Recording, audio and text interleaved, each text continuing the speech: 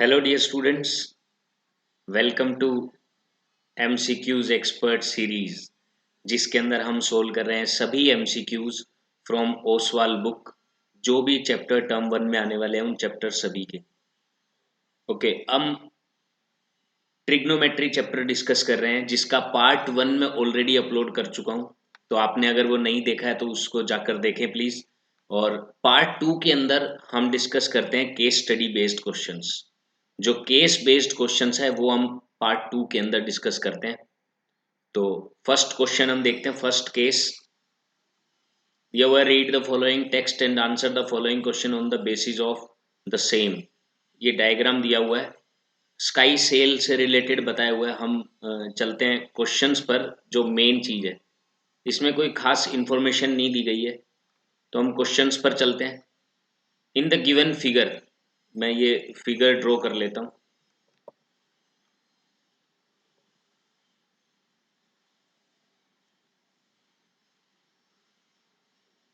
ये हमें डायग्राम दिया हुआ है। Tangent theta is equal to cotangent 30 plus theta, ये थीटा है। और ये वाला जो भी 90 माइनस थीटा होगा, इसने बोला कोटेंजेंट 30 प्लस थीटा और टेंजेंट थीटा ये इक्वल है। तो थीटा की वैल्यू बतानी है। देखो, सिंपल कॉम्प्लीमेंट्री वाला रूल लगेगा। हम जानते हैं कि टेंजेंट को चेंज किया जाएगा तो वो कोटेंजेंट में होगा, और कोटेंजेंट को चेंज किया जाएगा तो वो टेंजेंट में बदलेगा।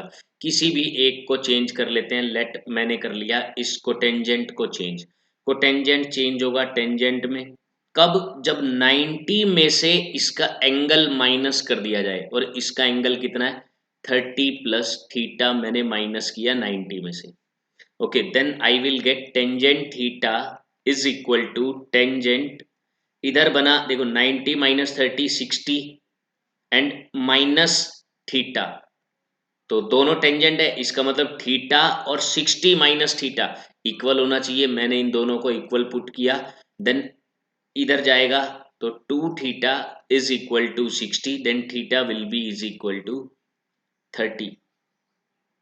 Theta will be equal to 30। So the correct option is B, 30 degree.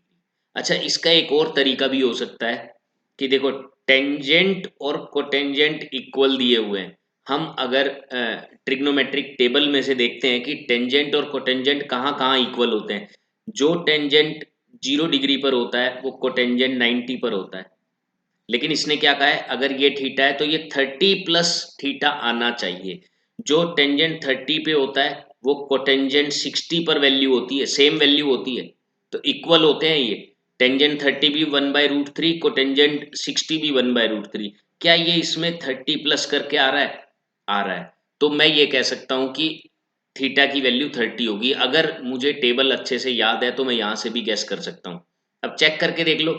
इसने बोला है थीटा की वैल्यू 30, मैंने निकाली है। और क्या वो कोटेंजेंट 30 प्लस थीटा, थीटा यानी कि 30 यानी कि कोटेंजेंट 60, ये इक्वल है? बिल्कुल है। ये भी 1/√3 होती है, ये भी 1/√3 होती है।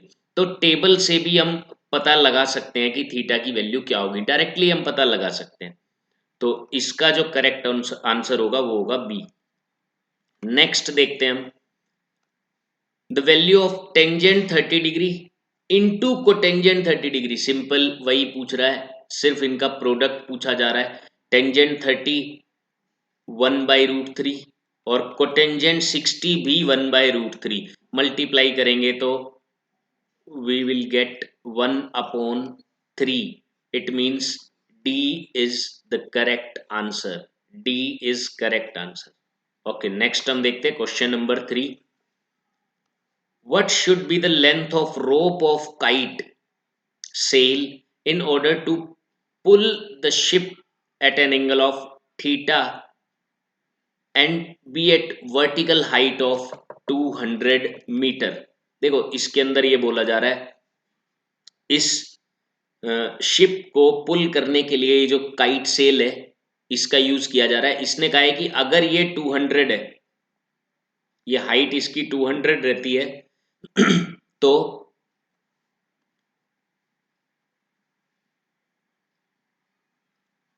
अगर इसकी हाइट 200 रहती है एंड एंगल थीटा जो कि हम निकाल चुके हैं, it will be 30 degree, it will be 30 degree. What should be the length of rope, ये हमें निकालना है। ये जो रोप है इसकी लेंथ हमें निकालनी है। हाइट मैंने देख ली 200 है, तो किस तरीके से हम फाइंड कर सकते हैं, देखिए सबसे पहले 200, अगर ये थीटा कंसीडर करता हूं तो मुझे परपेंडिकुलर का पता है, पी, पी परपेंडिकुलर, और एच हाइपोटेनस मुझे राइट ट्रायंगल में फाइंड करना है। तो परपेंडिकुलर और हाइपोटेनस को कौन कनेक्ट करता है, साइन थीटा कनेक्ट करता है, साइन थीटा। और साइन थीटा, थीटा की वैल्यू हमें पता है 30 है, तो मैं यहां पुट करूंगा 30 डिग्री, यहां पुट किया जाएगा 30 degree. Now perpendicular is 200 divided by hypotenuse को, जो कि रोप की लेंथ हमें फाइंड करनी है, लेट एक्स है, और साइन 30 हमें पता है 1/2 होता है। Then x will be equal to, cross multiply हो जाएगा, x will be equal to 400 metre, यानी कि जो लेंथ ऑफ रोप है वो निकल कर आ गई 400 मीटर। तो ए इसका करेक्ट आंसर होगा। ओके, क्वेश्चन नंबर 3, कोस ए 1/2 दिया हुआ है, तो इन सब की इसकी वैल्यू निकालनी है, 9 कोटेंजेंट स्क्वायर ए -1। देखो इसके लिए हम डायरेक्ट जो ट्रिक यूज करेंगे वो ट्रायंगल बनाकर नहीं, वो हम यूज करेंगे, क्योंकि मुझे पता है कि एक ऐसा एंगल जहां पर ये 1/2 होता है वो एंगल होता है 60 डिग्री। अगर एंगल पता है तो और ज्यादा इजी रहेगा आपको ट्रायंगल बनाए बिना ही। एंगल पता है मुझे कि cos 1/2 कहाँ होता है, 60 डिग्री पर, तो a क्या हो गया 60 डिग्री। हम जस्ट यहाँ 60 डिग्री पुट करेंगे और हमें हमारा आंसर मिल जाएगा। 9 इंटू कोटेंजेंट 60 होता है 1/√3, 1/√3 का स्केयर किया तो 1/3 और -1, तो 3 पे ये कट हो गया, then 3 - 1 is 2, so its answer will be 2, C option is correct. Okay, next हम देखते हैं इसी का 5th part, that in the given figure. Okay, हम फिगर वापस ले आते हैं, यहां पर ये फिगर दी हुई है।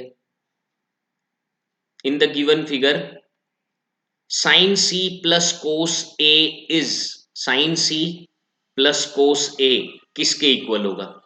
ओके, साइन सी भाई 30 डिग्री है, ए अगर ये 30 है और ये 90 है, टोटल हुआ 120, ये बचा 60, तो हमें बताना है साइन सी, ये रहा साइन सी यानी कि साइन 30 डिग्री प्लस कोस ए, ए यानी कि 60 डिग्री, दोनों 1/2 होता है, ये भी 1/2 है और ये भी 1/2 है, तो 1/2 plus 1/2 it means 1, so A will be correct answer, A will be correct option 1। Okay, now second case based questions आ रहे हैं इसमें। सेकंड केस है, authority wants to construct a slide in a city park for children. ये slide वाला झूला authority बनाना चाहती है। The slide was to be constructed for children below the age of 12 years. 12 साल से कम जो बच्चे हैं उनके लिए ये स्लाइड बनाना चाहते हैं। Authority prefers the top of the slide at a height of 4 metre above the ground. ये जो टॉप है इसका वो 4 मीटर चाहती है। Inclined at an angle of 30 degree to the ground, और ये 30 डिग्री दिया हुआ है जैसा कि आप इस ट्रायंगल के अंदर देख सकते हैं, टू द ग्राउंड। ठीक है, ये तो डायग्राम दे दिया गया हमें। अब द डिस्टेंस ए बी, देखो पहले ये डायग्राम ड्रॉ कर लेता हूं मैं। ये तो 4 मीटर है and this angle is 30 degree, और ए इसको बोला गया है, बी इसको, और सी राइट एंगल पर है। तो मैं इसी तरीके से लिख लेता हूं, ए बी और सी राइट एंगल पे। क्वेश्चन में हमसे पूछा गया है ए बी। देखिए अगर ये 30 डिग्री है तो ए बी हाइपोटेनस होगा और 4 परपेंडिकुलर होगा, और परपेंडिकुलर और हाइपोटेनस को कनेक्ट कौन करता है, साइन कनेक्ट करता है। तो मैं यहाँ पर साइन 30 डिग्री लगाऊंगा क्योंकि एंगल 30 डिग्री है, तो साइन 30 क्या होगा, perpendicular divided by hypotenuse. Sine 30 की वैल्यू पुट करता हूं मैं, 1/2 होगी, क्रॉस मल्टीप्लाई करूंगा, then x will be equal to 8, x will be equal to 8, यानी कि जो स्लाइड की लेंथ है ए बी वो 8 मीटर हो जाएगी यहाँ पर, 8 मीटर। ओके, नेक्स्ट हम क्वेश्चन देखते हैं। The value of sine square 30 plus cos square 60, ये तो सिंपल ही पूछा गया है, वैल्यू पुट करनी है। साइन 30 1/2, 1/2 का स्क्वायर किया तो 1/4, प्लस कोस 60 भी 1/2, 1/2 का स्क्वायर किया तो 1/4, और 1/4 plus 1/4 2/4, 2/4 means 1/2। So B is its correct answer, B इसका करेक्ट आंसर होगा। नेक्स्ट क्वेश्चन नंबर 3 देखते हैं। कोस ए अगेन दिया हुआ है और हमें वैल्यू फाइंड करनी है। सेम क्वेश्चन है जैसा फर्स्ट केस बेस्ड क्वेश्चन में था, बिल्कुल इसी तरीके से है इसके अंदर भी। कोस ए 1/2 दिया हुआ है, ए को मैं लेट कर लूंगा 60 डिग्री, क्योंकि क्लियर बात है 1/2 कहाँ होता है 60 पर, तो ए हो गया 60, मैं यहाँ जस्ट 60 पुट करूंगा, देन 12 इंटू कोटेंजेंट 60 1/√3, 1/√3 का स्क्वायर हो गया 1/3 माइनस 2, मैं देख रहा हूं ये 4 पे कट हो गया, 4 minus 2 is 2, so it's correct answer will be option number D, ये इसका करेक्ट आंसर होगा। ओके, नेक्स्ट हम देखते हैं question number 4, that in the given figure the value of sine C into cos A, एक बार के लिए मैं डायग्राम ड्रॉ करता हूं वापस। सी पे तो राइट एंगल था, ए ये था बी, और ये एंगल दिया हुआ है 30 डिग्री, ये 90 है और ये हो जाएगा 60 डिग्री। अच्छा, अब हमसे पूछा है साइन सी, तो मैं देख रहा हूं साइन 90, सी मतलब 90, तो साइन 90 इंटू कोस ए यानी कि कोस 60, मुझे पता है साइन 90 होता है 1 और कोस 60 होता है 1/2, तो 1 इंटू 1/2 मीन्स 1/2, तो बी इसका करेक्ट ऑप्शन हो जाएगा। ओके, लास्ट क्वेश्चन है इसका, that in the given figure A B plus B C 25 centimetre है, ए सी 5 सेंटीमीटर है, देन बी सी बताना है। तो अब ये कुछ इस तरीके से क्वेश्चन बन गया कि अगर ऐसा हो, ये सी है, ये ए, ये बी, ये 90 डिग्री, अगर A B plus B C, A B और बी सी इनका सम 25 हो और ए सी की वैल्यू 5 है, AC की वैल्यू 5 है और इन दोनों का सम 25 है, तो BC की वैल्यू क्या होगी ये हमें बताना है। देखिए, इसके लिए अगर आपको पाइथागोरियन ट्रिपलेट याद है, जैसे 5 के साथ साथ कौन कौन से पाइथागोरियन ट्रिपलेट बनते हैं, एक तो बनता है 3 4 5 का, लेकिन उसमें 5 हाइपोटेनस होता है, इसमें हाइपोटेनस नहीं है। एक बनता है 5 12 13 का, जिसमें 5 परपेंडिकुलर या बेस कुछ भी हो सकता है, ऐसे 12 परपेंडिकुलर या बेस कुछ भी हो सकता है, 13 हाइपोटेनस होगा। हम इसके साथ चेक करके देख लेते हैं कि क्या A B plus B C 25 बनता है। देखो, ये 5 है, हाइपोटेनस 13 होगा और ये 12 होगा, क्या ये 25 बन रहा है? अगर बन रहा है तो बी सी की वैल्यू 12 आ गई, बी सी की वैल्यू 12 आ गई।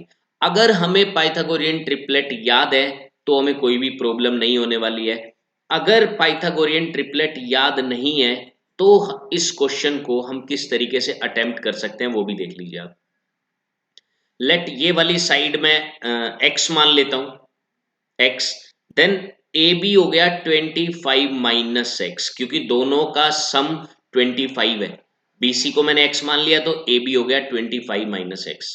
पाइथागोरस थ्योरम का यूज करेंगे हम यहाँ पर, that A C square plus B C square is equal to A C square, 5 square 25 होता है plus x square is equal to, यहां से पाइथागोरस थ्योरम, यहां से मैं आइडेंटिटी यूज करता हूं A minus B whole square की, A square plus B square minus 2ab, मैंने आइडेंटिटी यूज की। देन मैं देख रहा हूं एक्स स्क्वायर से एक्स स्क्वायर तो कट हो गया, देन 50x को मैं इधर लेकर आता हूं, then I will get 50x plus का हो जाएगा, ये माइनस का था इधर, और 25 को इधर ले जाकर माइनस कर देता हूं, then I will get 600, then x will be equal to 600 divided by 50, that is 12, so BC की वैल्यू 12 मीटर आ गई, BC विल बी 12 मीटर। यहां से भी इस तरीके से हम पाइथागोरस का यूज करके इसको सोल्व कर सकते हैं। तो इसी के साथ स्टूडेंट्स हमने केस बेस्ड जो क्वेश्चंस थे ओसवाल के वो हमने सोल्व किए हैं। तो आगे भी हम सैम्पल पेपर्स और प्रैक्टिस पेपर सोल्व करते रहेंगे। तो जुड़े रहिए चैनल के साथ। Okay students, all the best.